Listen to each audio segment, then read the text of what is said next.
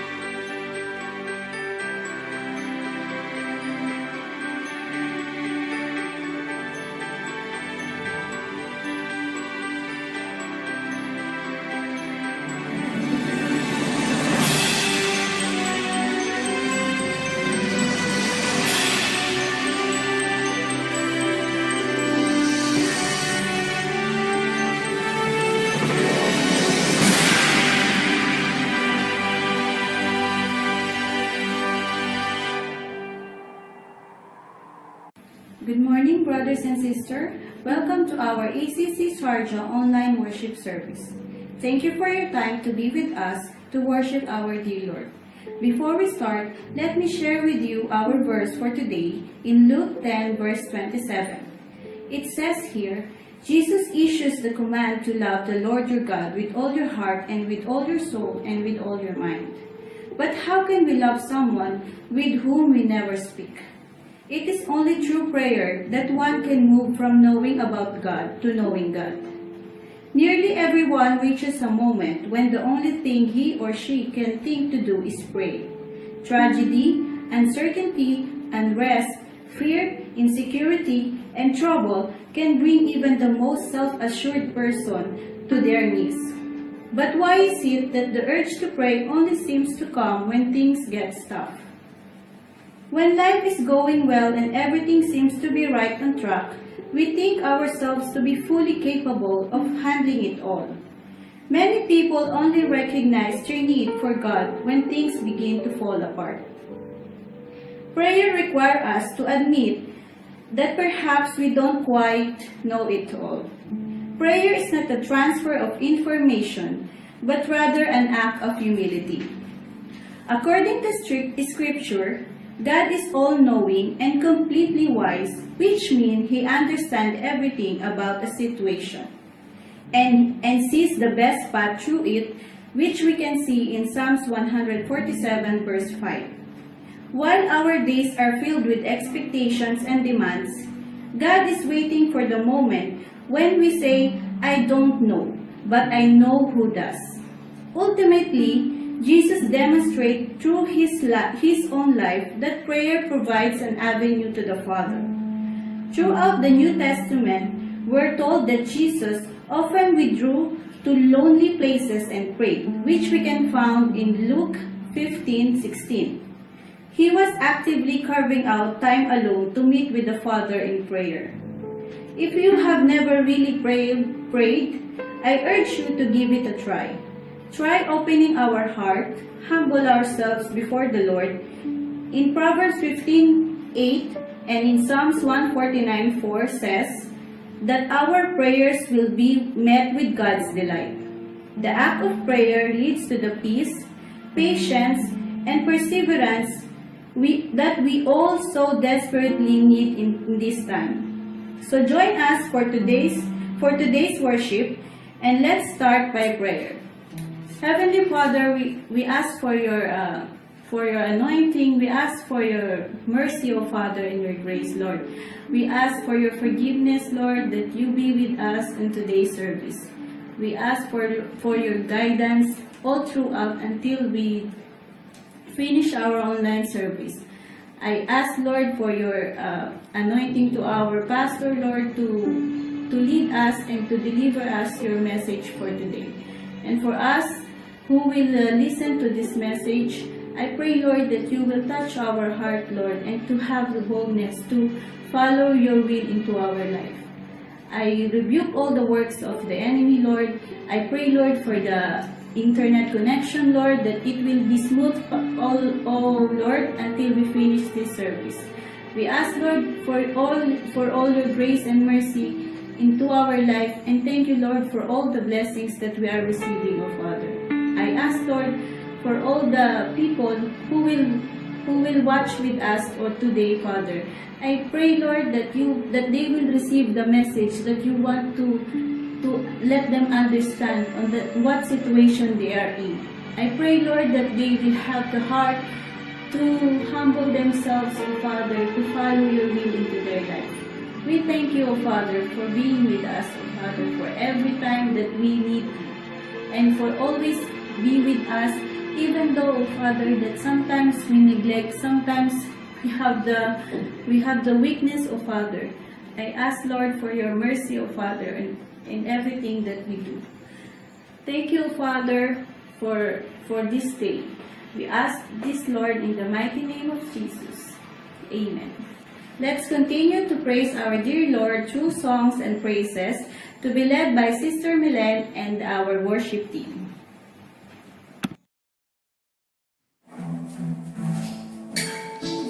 Amen. Good morning, church. So why don't we all stand up as we worship our one living God?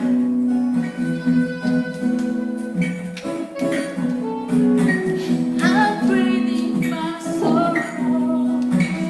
I'm breathing my shame.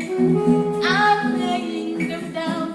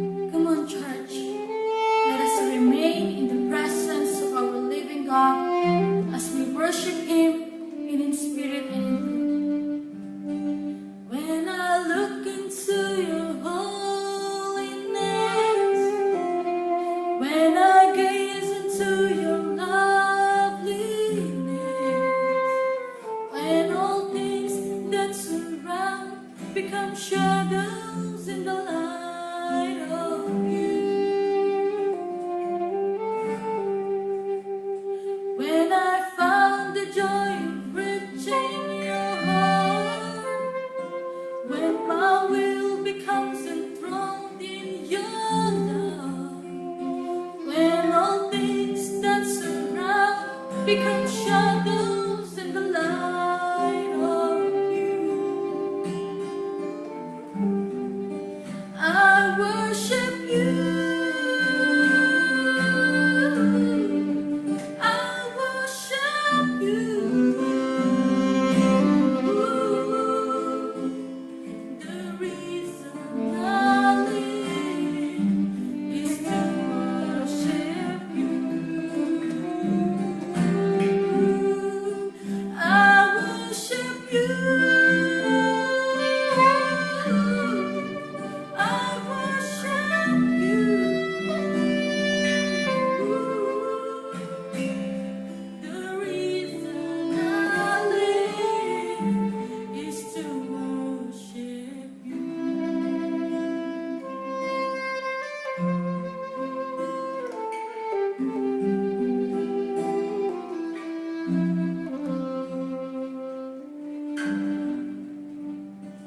When I look into your holiness, when I gaze into your loveliness, when all things that surround become shadows in the light of you.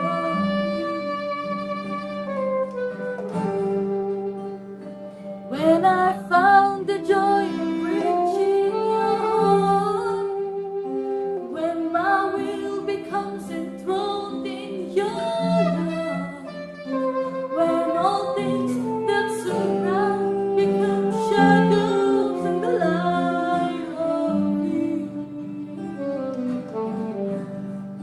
I worship you. I worship you. The reason I live is to worship you. I worship you. I worship you.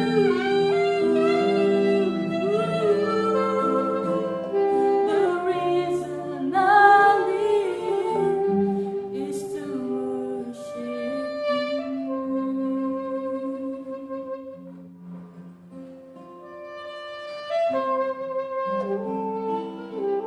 Thank you, God. Thank you, God.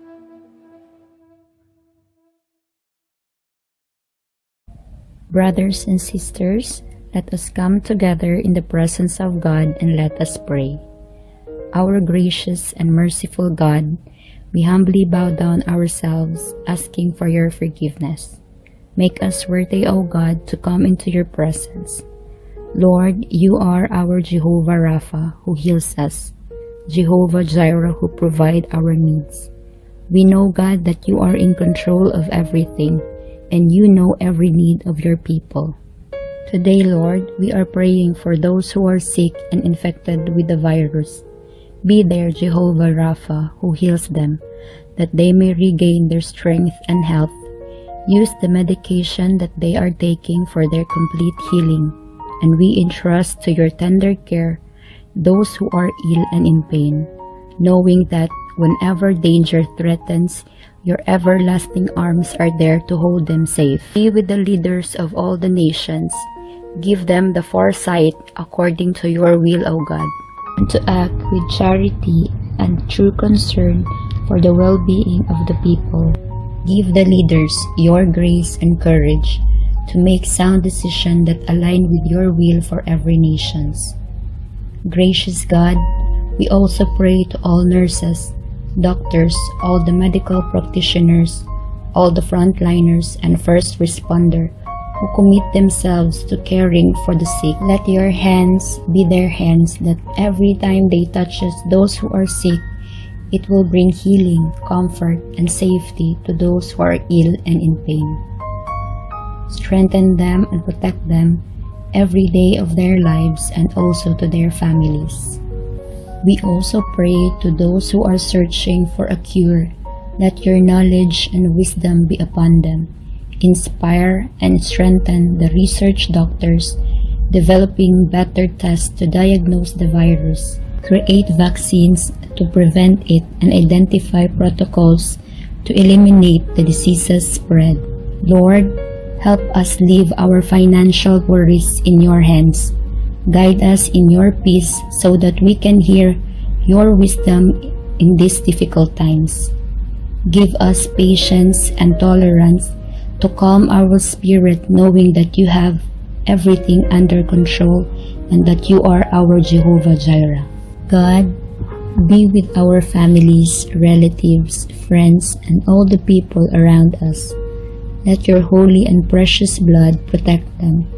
Let your mercy and thousands of angels will go with them everywhere they may go. Guide them in everything that they do. Keep them away from harm.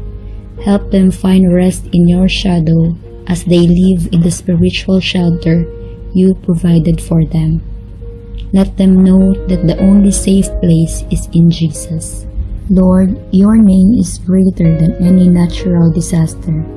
Take care of your people, especially in the Philippines. Provide them the strength needed to overcome this storm and provide the healing they will need when the storm calms. Allow those who are affected to experience your peace, which passes all understanding, and new hope. We know, God, that we have assurance in your presence, even in this time, and we can cling to your promises of hope. Thank you that even in this anxious time, you are with us. Help us to put our trust in you and keep us safe. Turn our hearts towards you, Holy Father, that we may put you first and obey you, that we may not be lukewarm in our lifestyles, but stand courageously and confidently in your most holy and precious word. We pray that we may acknowledge you always in our daily lives and glorify you with all that we do. Amen.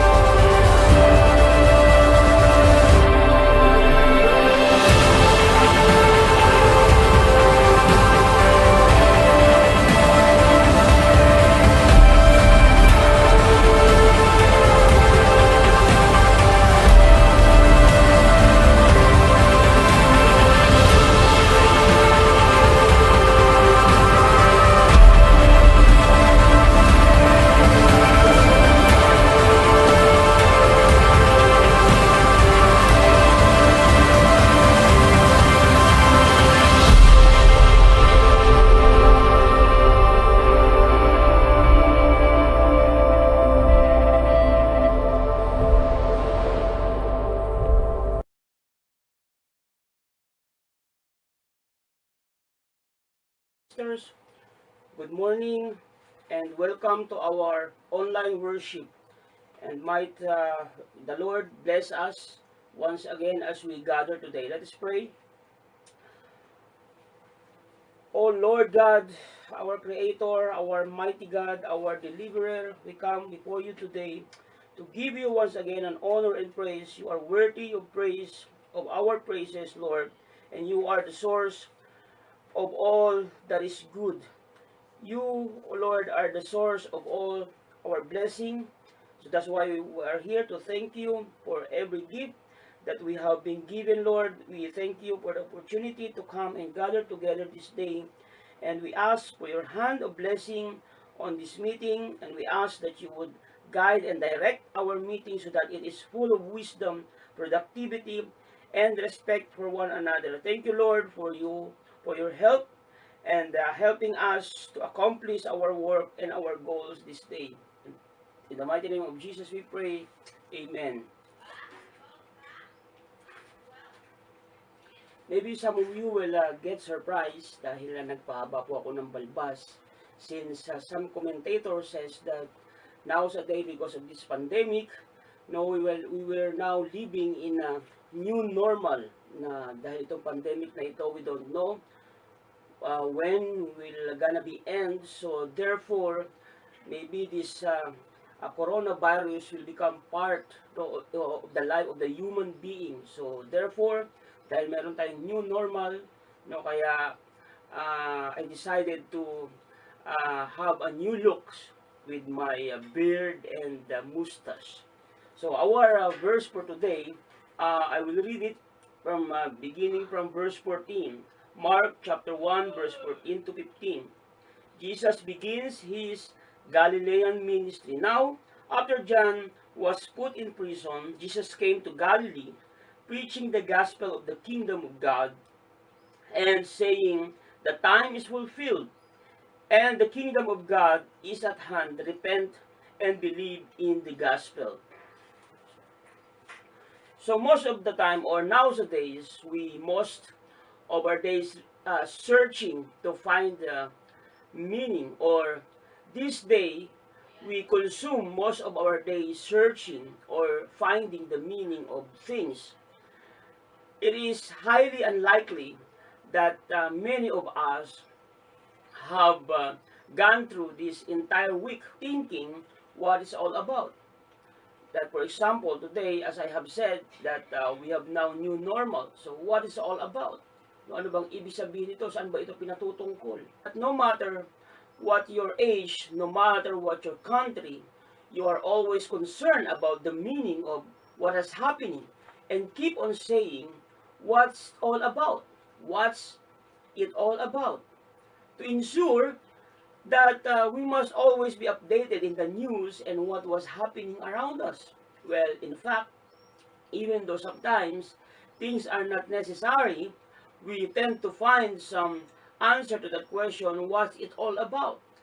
Even the things that has nothing to do with our personal life. Unfortunately, and sad to say that, we are more concerned about the things that has nothing to do with our life than we are more particular to things that even though we know that it was just a waste of time. Mas marami pa tayong panahon na alamin ang mga tungkol sa mga bagay-bagay na alam naman natin na wala itong kabuluhan. Maraming mga pagkakataon sa buhay natin na mas marami tayong ginugugol na oras para alamin ang mga bagay na patungkol sa mga walang kwenta-kwentang bagay, sa mga viral videos which is not beneficial at all. So, what's it all about? Yun ang tanong natin. Tulad na lang, nasa loob ng classroom, may batas. So, sa pag nag-comply ka, ay pwede na pala ikaw lumabas. So, we are giving so much time with it. The thing is, sila yung lalo sumisikat, yung mga nambabash. So, ano ang benefit natin? Wala. Nga pa rin tayo sa gutom. So, what is it all about? Sorry, Brother Kingsley and Brother Gideon, if you were there, I know that you cannot relate with the said illustration. This is a viral issue in our country right now in the Philippines. But I explained to you when we have some chance to chat together. So most of the time, we find the answer to our question of what's it all about. Just feel the satisfaction and the relief from the question, which is in our mind only and heart, that that we most of the time crave for an answer, even we don't get any physical benefit with it, but just only a satisfaction of mind and comfortability.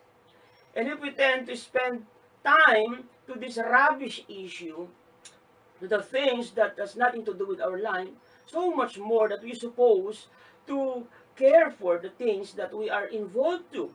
How much more if it's talk about our life, that we must give more attention unto it.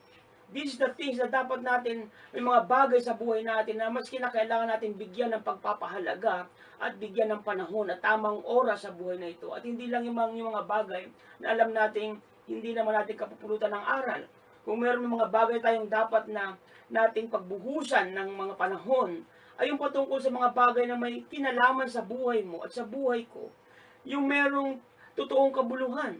Let's not waste our time and effort for the things that has nothing to do with our personal development, but seek the things that you can be fruitful and more beneficial. When finding a question, or every time we come into our mind the question, what's it all about? Patungkol ba saan ang bagay na ito? So kapag ito ang tanong na pumapasok sa isip natin, let's try to find it out, answering this question, which is more beneficial to us. So 2,000 years ago, the book of Mark was written, or some 25 to 40 years after Jesus' resurrection. In this writing in the Gospel of Mark declares this statement of Jesus in chapter 1, verse 15 in particular, saying, "The time is fulfilled, and the kingdom of God is at hand. Repent and believe in the gospel." When Jesus made this statement, only one thing that had come to the mind of all hearer. What is he saying? What he is saying? Or what it's all about? What's it all about? The Gospel of Mark uses the statement as an explanation of the fact that we must learn and know what is the fact in life.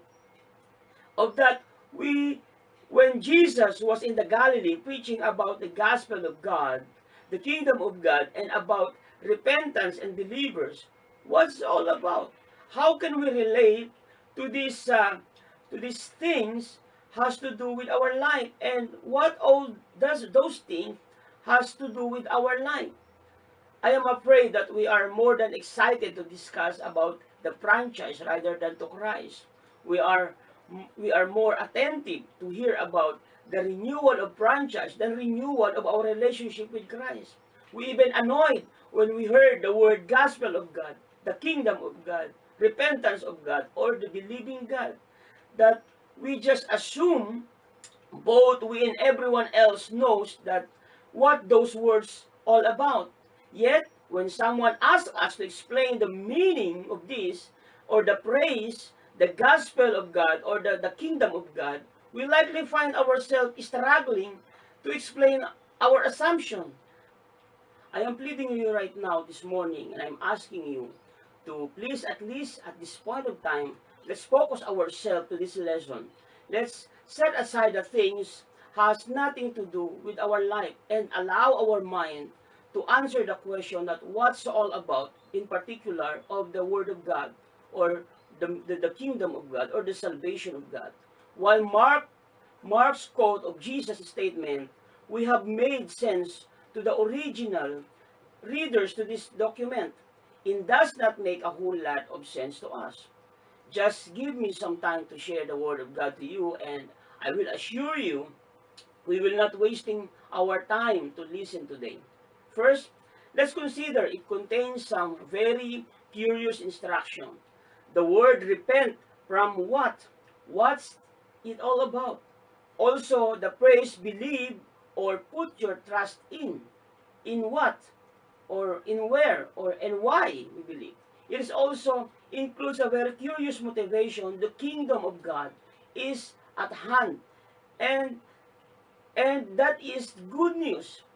But the thing is, the question is, what's it all about? What's it all about? on these verses, and if we read the full chapter, we would understand the context makes it obvious that Jesus is speaking to his own people, or to the Jews, as well as to the Gentiles or to non-Jews. He was speaking both to the people like you and I would call good people, and to people like you and I would call bad people. He was speaking both to the people in the religious situation and to people in the horrible circumstances. We fully understood why we would instruct the bad people and the people in horrible circumstances to repent and believe. We fully understand that. Na sometimes na sinasabi natin that we don't need those gospel. We don't need to repent. Why should I repent? I don't have any such bad things na ginawa sa buhay. So bakit ko kinakailangan mag-repent? Ang pangaralan mo ng salita ng Diyos ay nandoon sa prisons because they were all bad people. But why would he tell to the good people, to the religious people, to people like me and you are claiming that we believe in God to repent and believe in the good news. Naiintindihan natin na nung sinabi ni Jesus sa mga makasalanan at sinasabi na ganap na ang panahon at malapit na ang kaharian ng Diyos, kayo'y magsisi at magsisampalataya sa Ebanghelyo. No? But the question is, why would he tell people in that religious gathering dedicated to studying Scripture and praying to God that they needed to repent and believe? Bakit niya kinakailangan sabihin ang mga bagay na ito sa gitna na ng pagpupulong ng mga sa Sinedrin o sa templo na sinasabi? Sa gitna ng mga leaders, religious leaders katulad ng mga Pharisees at saka ng mga Sadducees, that we all know that these people are expert of the law, not only just the law of the political law, but even to the law of God. And when Jesus talk about it, he's talking about the law of God. So why is it? What is it all about? Why do we need to listen to this message and studying the lesson today? What is it all about? What is the kingdom of God? Why do we need to learn about the repentance and forgiveness? I want to call your attention to a fact by calling your attention to the sequence of things Jesus did from Mark 1, particular in chapter 1 verse 15 to the middle of Mark chapter 3 when Jesus selects the 12 disciples. Let's enumerate why do we need to listen and take our attention in this particular message, though we claiming to ourselves that we are already believer and we already receive and accept Jesus Christ as our Lord and Savior. What is all about? The life Jesus ministry on earth, according to the Gospel of Mark, sequence begins with Jesus inviting Peter, Andrew, James, and John to follow him. But this is the thing. He asked these men who lived in an area of poverty and few jobs to give up their established occupation and follow him. And this is the most. If they accepted his invitation, they had no promise of income. There is no such a certain place to go. I think that this is the first reason why we aren't interested at all to learn from the teaching of Jesus or to listen, at least to listen to his word. Because we think that we never get a benefit from his word. Look at this example.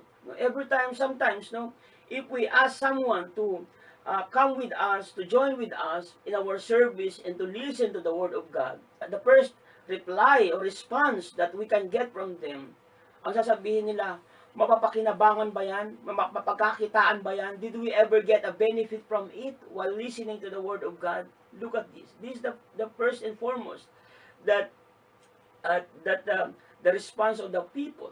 We might think it's just a waste of time listening to the word of God. To listen at least 1 hour to the sermon, it's better to stay in our dreams rather than to attend a service. Kahit babangon ka na lang at magbubukas ka na lang ng Facebook sa mga panahon ngayon because of this lockdown, kahit wala nang mumog, kahit wala nang bihis-bihis o ligo, minsan tinatamad pa tayong makinig. Doon lamang sa yung tamang oras ng pakikinig, minsan tinatamad pa natin buksan. At inisip natin, mamaya na lang, inaantok pa ako. Total, nandyan lang naman yan sa Facebook. I can browse it anytime I like. Nakita ninyo yun? Pero pag nakarinig tayo ng mga tugtog, no? Yung mga tugtog, lalo na yung mga viral ngayon, na kunyari, ano ba yung tugtog na viral ngayon? Na kunyari yung, doon sa classroom, may batas, ba? Pag lumabas ka, bawal lumabas, di ba? Yung mga ganon, Kapag ka nag-comply ka, ay pwede na pala ikaw lumabas, di ba? Mas mabilis pa tayo sa alas 5 mag-browse kapag narinig natin yung mga ganun. But when we hear the Word of God that we're about to start, we don't mind, we don't care about it. I hope that this time, let's have a quality moment to listen to the Word of God or to the Word of Jesus Christ. As Jesus entered the Capernaum or in a synagogue, those people who were there were amazed at the way he taught. A demon which is comfortable being in a synagogue but completely uncomfortable with Jesus' presence. You know, I hope hindi tayo katulad nitong taong ito na he is very comfortable enough sitting in the entrance of the synagogue, though everybody knows he was being possessed by a demon. But when Jesus arrived, he becomes uncomfortable. Look at this. Sometimes, alam mo kung ano yung pagkakatulad natin dito sa mamang ito. How can we compare ourselves to this person who were seated comfortable in the entrance of the synagogue or entrance of the church? That sometimes we people, we Christian, that we talk about us, na we are so comfortable sitting in the church. We are so comfortable chatting with our churchmates, chatting with our friends, chatting with our colleague. And yet, when we're about to hear the Word of God, we are uncomfortable enough. Nakita niyo yun? Kagaya nitong mamang ito na like this person who were demon-possessed, that he was very comfortable sitting in the entrance of the church, of the synagogue, but when Jesus came, he became uncomfortable.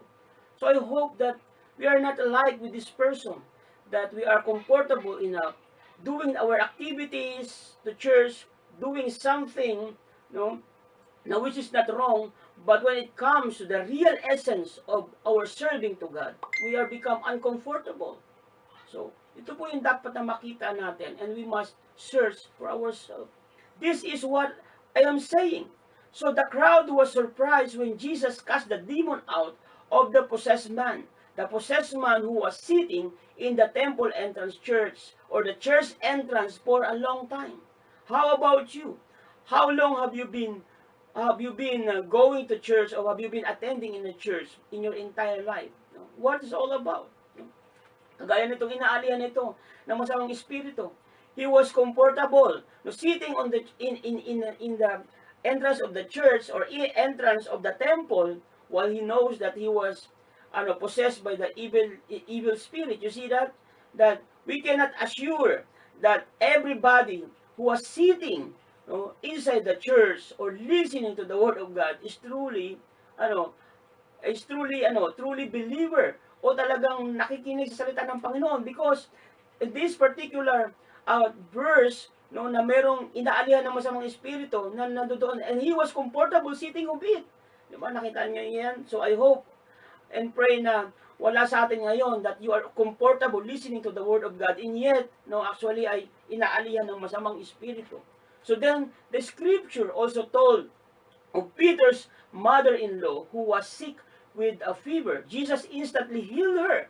Then, it was also written that the sick in Capernaum who came to him to be healed, then we are told Jesus made this statement recorded in chapter 1, verse 38. Mark chapter 1, verse 38, he said to them, "Let's go somewhere else, to the towns nearby, so that I may preach there also, for that is what I came for." He went all over Galilee, spreading the news. People came from everywhere to him. He became more popular. He was recognized in the most places. Then he turned to Capernaum and called the paralyzed man. He granted the man the largest of all gifts that we could ever receive from this world, the gift of forgiveness in sin. Some of the educated people says, he cannot do that. Only God can forgive sins. But to prove that he could forgive sins, he healed the paralyzed man For some of us know that the custom and belief of Israel that when you were paralyzed at the time, you were cursed by God because of your sin. But to prove that Jesus is God, to prove that He could be able to, no, he's not just heal the man, but even first, bago niya hinil yung man na yun, sinabi niya muna that your sin had been forgiven. Look at that. This is the proof that Jesus Christ Himself is claiming that He is God. Though He didn't claim by His lips, by His mouth, but by true works, no, by true works, ay pinapakita niya dito na He is God, He is truly God. He then called Levi to leave his occupation of being a tax collector and follow him. Levi did. Jesus then ate with a group of outcasts, tax collectors, and sinners. The religious elite complained, he cannot do that. He is associating with the wrong people. If he is the anointed one, why did he associate with these people, with the sinners? More of the religious elite came to Jesus to ask why He was not following accepted religious practices. He said something that must have genuinely confused them. He said, it would be inappropriate for me to fast. Then He said, I did not come to fix things. I came to bring some things new into existence. And old ways of doing things cannot contain these new things I bring. And because of that, that is the beginning of some serious confrontation with the religious elite. So, what is it all about? Why do we need to tell this story? Since, for I am sure that most of us today already heard about this story. Perhaps someone will say, ever since I'm young, my parents dragged me to a Sunday school room. I even heard this story on my religion subject. I already heard this from our neighbor, or even I actually often seen this message in the market. A man standing in a junction holding a placard and keep on shouting, behold, the kingdom of God is at hand. So repent and believe in the gospel. But the question is, what is it all about? Did you ever bother to question yourself, or at least meditate it, or try to figure it out? What does it mean to you? Or you don't care at all?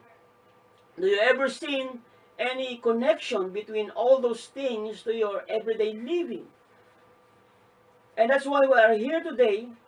And by the help of God, let's learn from this lesson together, and allow me to share some connection with our life today with these particular verses. I see that declares the importance of the kingdom of God and declares the need to repent and believe. Okay, let's enumerate it. The call of Peter, Andrew, James, and John, what is all about? It means it declares the kingdom of God is greater than the normal pursuit of physical survival, which we must usually ignore. Ang pagkatawag ng mga apostol ay hindi lamang i-provide ang pangailangan nila araw-araw, but greater than that, the kingdom of God can offer through Jesus Christ. Casting the demon out of the possessed man, declare the kingdom of God is greater than evil. What is all about? Anumang klase na gawa ng dyablo sa buhay mo, ang nararanasan mo dahil sa circumstansya na nangyayari sa atin o nararanasan natin sa buhay, at mga pangit na karanasan na nararanasan mo at mararanasan mo ngayon, kaya hindi mo nakikita ang kamay ng Panginoon. Kapatid, the kingdom of God is at hand. Gusto niyang maranasan mo ang kapayapaan at kaharian ng Panginoon sa panahon mo ngayon, sa sitwasyon natin ngayon. Anumang kalalagayan meron tayo ngayon, kagaya ng inaalihan ng masamang espiritu, na he is comfortable enough to sit in the front of in the gate of the entrance of the synagogue, even though he knows, even the people knows that he was possessed by the evil spirit or by the demon. Maraming pagkakataon sa buhay natin, yes, sometimes we listen to the word of God, but para bang walang pumapasok sa isip natin, na still yung ating karakter, yung ating kahinaan, yung ating mga attitude ay nandoon pa rin. healing the sick, including leprosy. What is it all about? It declares the kingdom of God is greater than disease, even impossible disease, even greater than the coronavirus. Remember that at the time of Jesus, leprosy is uncurable disease. And our God, Jesus, is unchangeable God. He is the healer yesterday who healed to a person who's having the leprosy, which is at the time is uncurable disease. No, so therefore He is God that healed the people yesterday. He is God today, and He is God forever. He wants you to experience the kingdom of God, forgiving the paralyzed man's sins. It's all about declaring God or Jesus is greater than Satan. Eating with the tax collectors and sinners declare the kingdom of God is also belong to those who are outcasts. What is it all about? Are you a victim of bullying? Or you cannot find a belonging to others, but you can find a belonging to Jesus. He wants you to know Him more. Just desire for Him. Seek Him personally.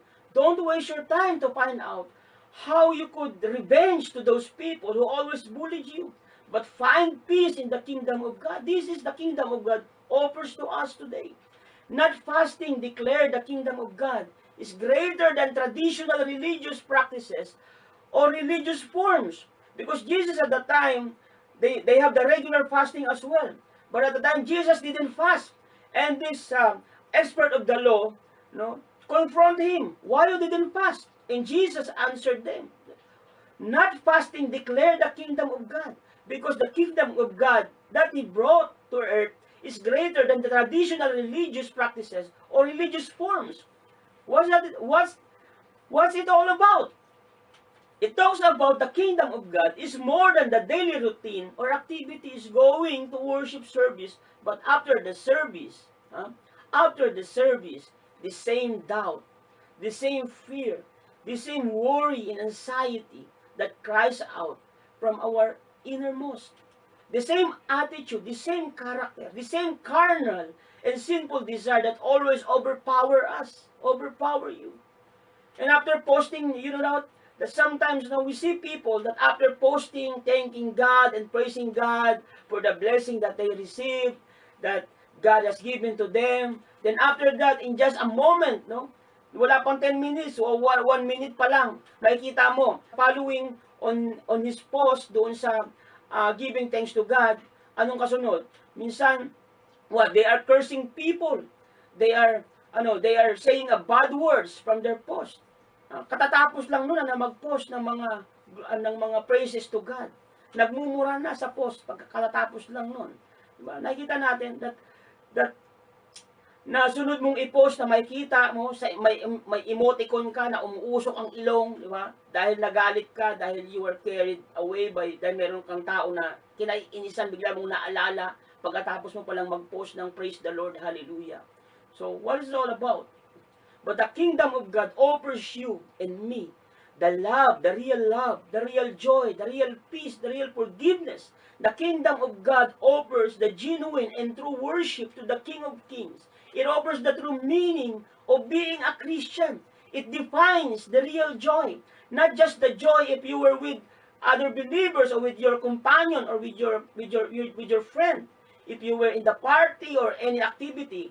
But the real joy that we are talking, the kingdom of God that has offered to us, wherever you are, you have the confidence in life that Jesus is with you. The kingdom of God that enables you to protect you from the sinful nature. Every time it comes out from your mind and in your heart. From pornography, from anger, jealousy, insecurity, and so on and so forth. The kingdom of God that can give you a confidence to say that I am a Christian. Why? Because of Jesus' character might sin in me. The glory of God always reflect and shine in our life. That was the kingdom of God offers to us. The kingdom of God that causes me to stand in spite of the circumstances and difficult situation that I have been through. The kingdom of God that enables me to love my neighbor even though they always treat me as an enemy. But be sure that you were being persecuted, you are really being persecuted because of serving Christ, not just only not just only because of franchise. Ibang usapan po 'yon.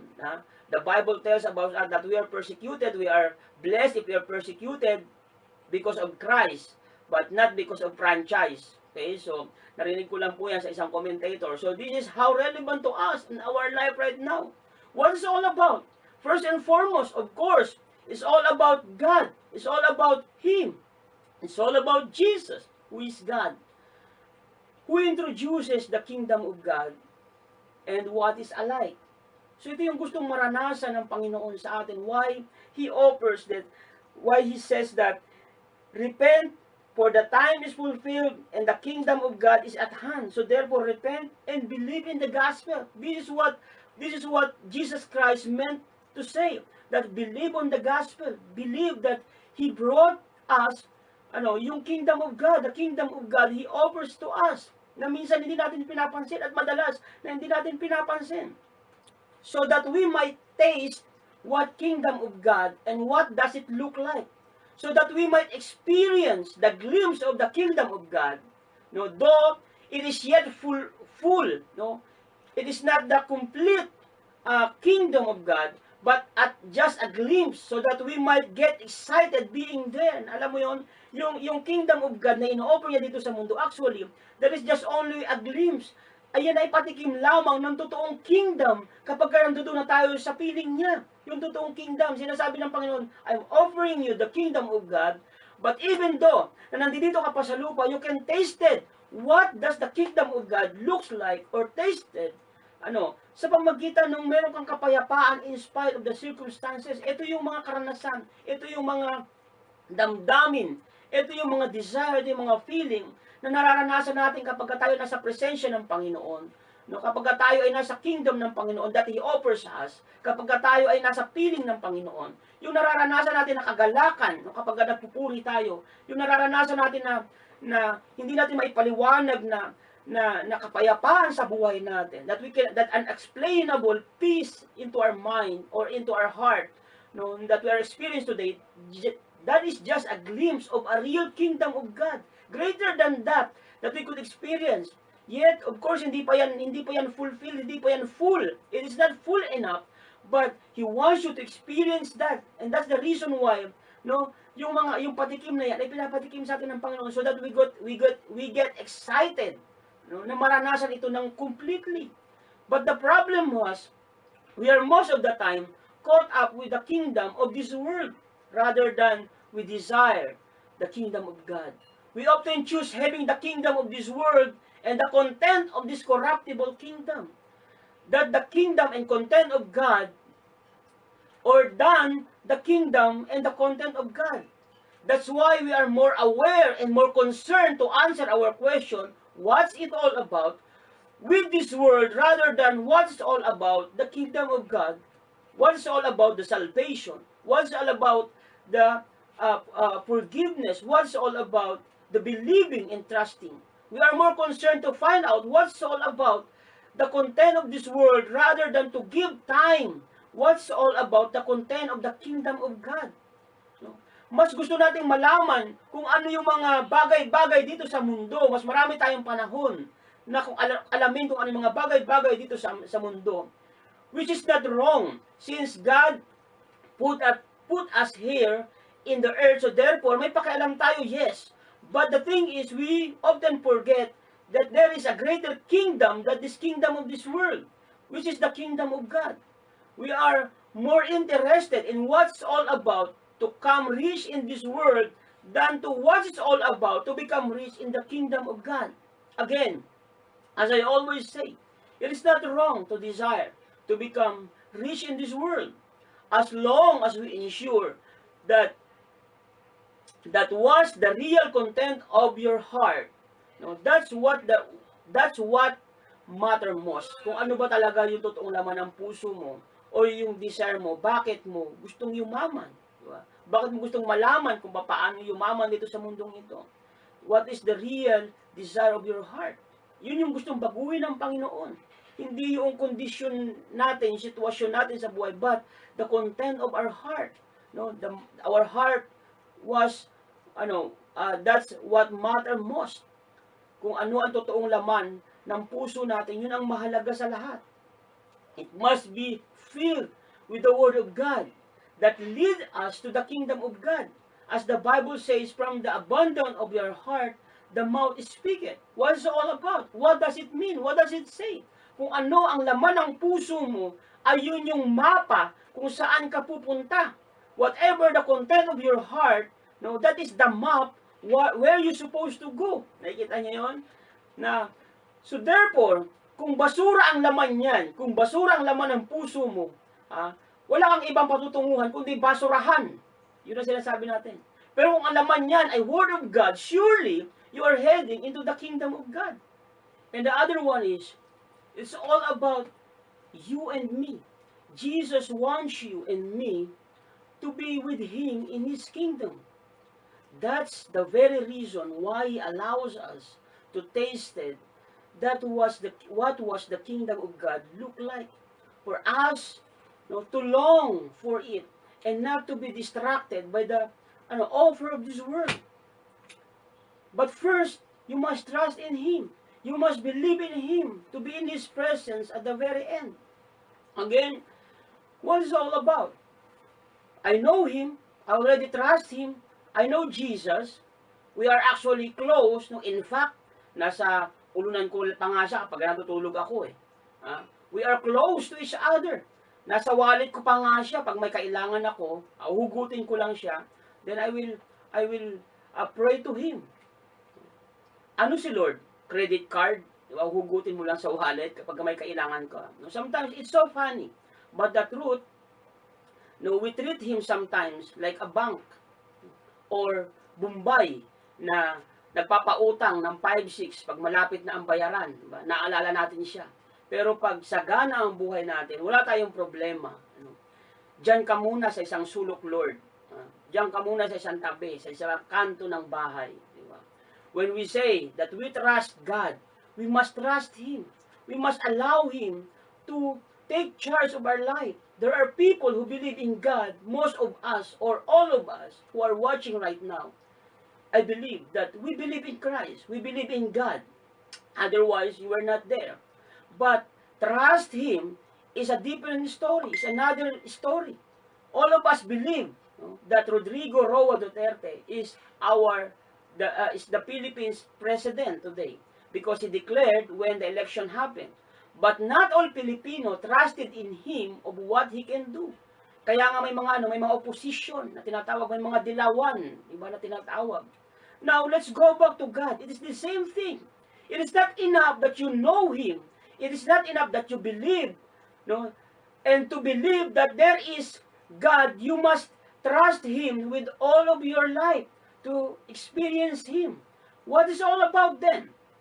If you believe in Him and trust Him, you will allow to rule over you and to your life.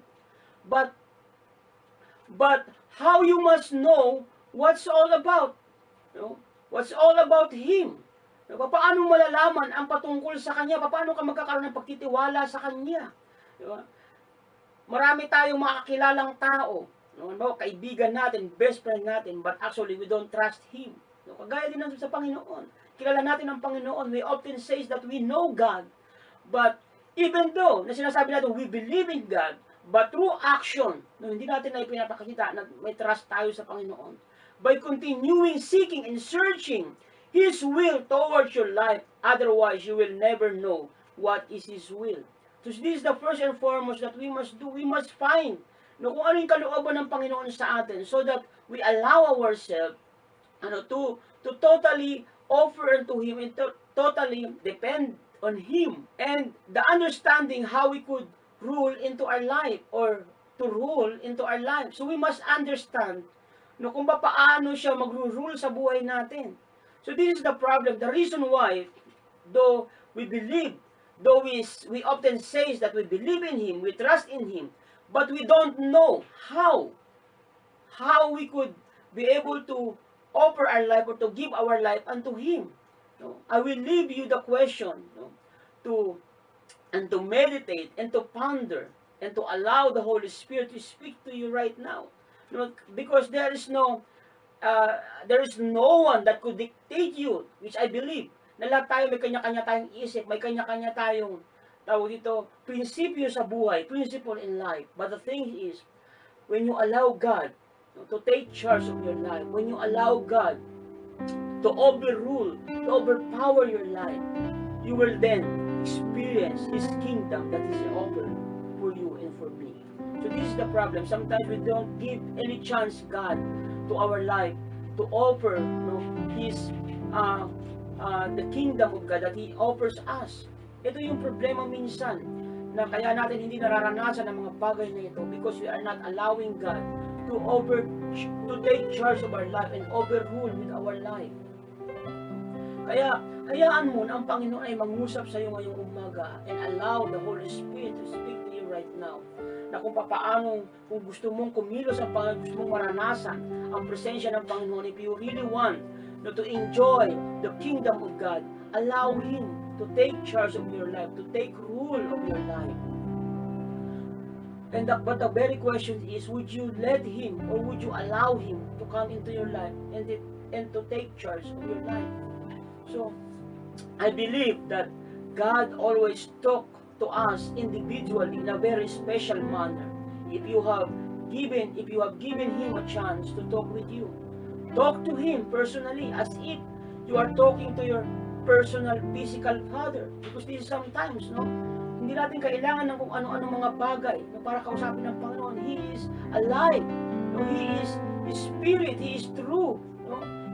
That's why the Bible says, worship Him in spirit and in truth. Though He is Spirit, He is alive. He is person. He is not just only a force, but He is a person. If you are in pain, come on, talk to Him. He is more than willing to speak with you.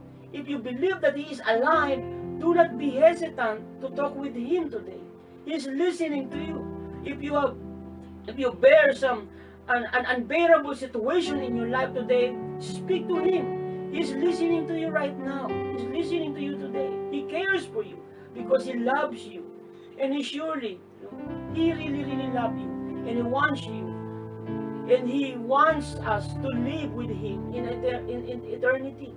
That's why, speak to Him. After this sermon, after this service, you can have your moment or quiet time with the Lord. Speak to Him personally. And I believe that you will experience the very presence of God. And you will enjoy the kingdom of God that He offers to us. Just one thing you need to do is allow Him to experience Him and be comforted by Him through His kingdom of God that He had offered us, to us. So allow Him into your presence. Allow His presence to fill Him today. Glory be to God. Thank you, Jesus. Let me pray for you. Father, we thank you for your message this morning. And I pray, oh God, that this very simple message, Lord, touch the heart of your people, Lord. Lord, allow your Holy Spirit wherever they are, whoever they are, Panginoon, hindi ko man sila kilala. I pray, oh Jesus, that touch the very heart, the innermost, oh God, in a very personal way, Lord. Salamat, Panginoon, because you are a God that we serve, Panginoon, is a living God, Lord. Kaya, Panginoon, we believe and trust that nangungusap ka po sa puso ng bawat isa sa amin ngayon. Panginoon, hayaan niyo po, oh God, Lord, na patuloy namin maranasan that we might feel your presence, your guidance into our life, Jesus. Lord, we pray, oh God, that help us, Lord, to overrule in our life. Help us, Lord, to really believe in you and trust in you in an essential way, Lord. Salamat, Panginoon, dahil you do not allow us, you do not let us, oh God, na malayo sa inyong kalooban, Panginoon. We thank you for this greater opportunity, Lord, to be with you, O God, in your kingdom, Lord. Thank you, Jesus, for this morning na nararanasan namin ang inyong presensya, Panginoon. And we believe, O God, and trust that you are not, this is just the beginning, Panginoon. Hindi pa ito tapos, O God, na sa gagawin ninyo sa buhay namin. We thank you, Lord, for your blessing of kingdom, Panginoon, of your kingdom that you offer to us, not just for the blessing of the physical things, but most of all, the spiritual blessing that you offer to us this morning, O God. Salamat, Panginoon. Touch the very heart of your people, Panginoon, sa umagang ito, God. At nawa, patuloy namin itong maranasan, Panginoon, saan kami pumunta. Lord, we continually feel your presence and your glory be always manifest in our life, O God. Thank you, Jesus, and forgive us, O God, for so many times that we neglect your presence, that we disregard, Panginoon, yung iyong salita sa buhay namin because we are more concerned about what is happening in this world, Lord. Salamat, Panginoon, dahil, O God, ikaw ang palagi nagpapaalala sa amin. You always, Lord, remind us to the things that you want us, Lord, to be with you in eternity, O God. Father, I pray that you teach us, O God, to really depend on you, Lord. Lord, teach us how to rely on your presence, O God. Lord, allow your Holy Spirit to overrule our life, O God, to empower us, O God. Lord, take charge of our life, O God. And Lord, help us, O Jesus, to really surrender our life unto you, to really give our trust unto you, Jesus, and forgive us for so many times that we are depend on our own strength and our own knowledge, O God. Lord, right now, right here, O God, I pray, O God, and we are asking and we are begging unto you, Jesus, that any doubt in our life, every anxiety, O God, Lord, remove these things and replace them, O God, with your holy presence, O God, and let your reflection, O God, reflect in our life, O God. Let your glory, Lord, might shine in our life, O Jesus. Father, thank you because we believe that you are alive, since you are living God that we trust, that we serve to, O God. We believe that if you are alive, O God, Lord, live in our heart, in our life today, Panginoon. Kumilos ka po sa buhay namin, sa puso namin, O God. Allow your Holy Spirit to overpower us, O God, and to take charge of our life, O God. Lord, and meet the needs of the very heart of your people, of God, right now, kung whatever the situation, the circumstances that they might have right now, Panginoon, ikaw po ang kumatagpo sa kanilang mga pangangailangan. Kung sila man ay nabibigatan, may mga problema, anumang klaseng pagsubok, Panginoon, na naranasan ng bawat isa ngayon, I pray in Jesus' name that gave them peace, O God, sa kanilang mga buhay, O God, and let, Lord, your love be felt, Panginoon, sa bawat isa sa amin, O God. Thank you, Jesus, for your glory. Thank you, Jesus, O God, for your presence. Because you are alive, O God, we continually trust into your life, O God, in our life unto you, Jesus. Thank you, Father. We glorify you, we honor you, and we dedicate to you our life unto you, Jesus. And talk to us, O God. We believe na hindi ka papunta sa buhay namin. As long as that we live, as long as that we breathe, O God, that we breathe, Lord, we believe, Panginoon, that your plan, Panginoon, may meron ka pong plano sa amin, O Diyos. That's why, O God, we lift up unto you everything, O Jesus. Panginoon, from now on, O God, talk to us personally, Lord, na maranasan namin, Panginoon, ang iyong presensya. Lord, we are longing for your presence. We desire your holy presence to speak in our heart, O God, na mangusap ka po sa buhay namin, Panginoon. Salamat, O Jesus, because you are giving us, Panginoon, the authority to come into your presence, O God. Thank you for this wonderful privilege of yours, Panginoon, through Jesus Christ, Lord. Salamat, Panginoon. In the mighty name of Jesus, this is our prayer, and we claim the victory of our life, because again and again, we claim that we have the victorious God and we have the living God. So therefore, Panginoon, patuloy kaming mananangan sa inyo. We will continue to hold on unto you, God, our faith unto you, Jesus. And we believe, Panginoon, that you are a God, Panginoon, na makakasama namin until the end of our life. Thank you, Jesus. We glorify you and we honor you. In Jesus' name, amen. Amen.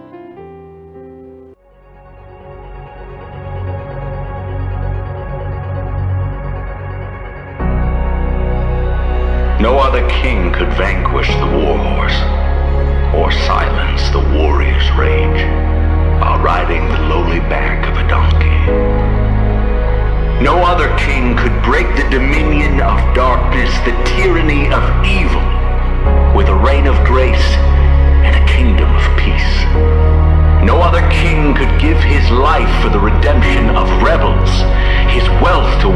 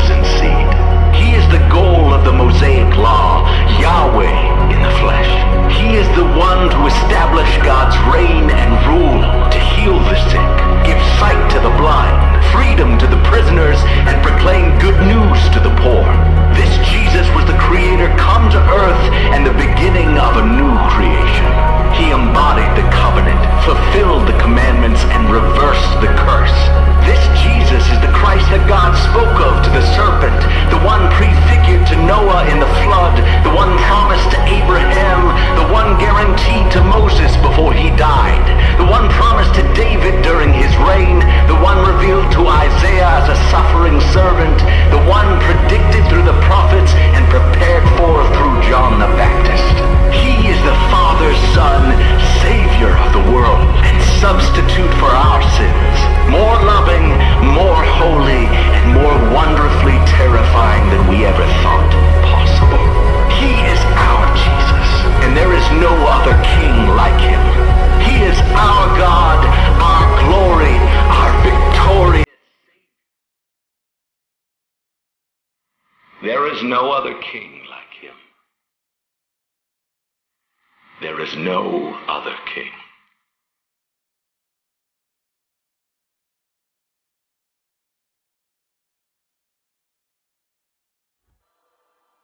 Let's receive the benediction of the Lord. May the Lord bless you and keep you, and may the Lord make his face continually shine upon you and be gracious unto you.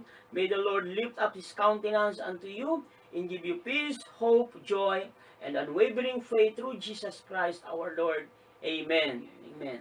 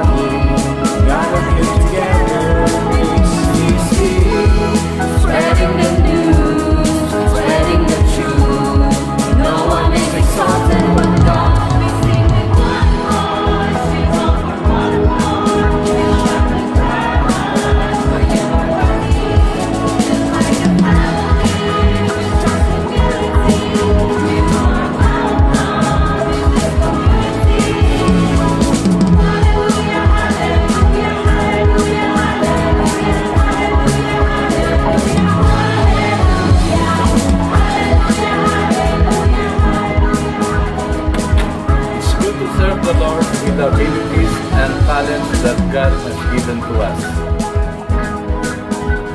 The strength of the church depends upon the strength of our prayers. Welcome to ACC. Kautaang loob at pag-ibig ang kailangan sa serbisyo sa Panginoon.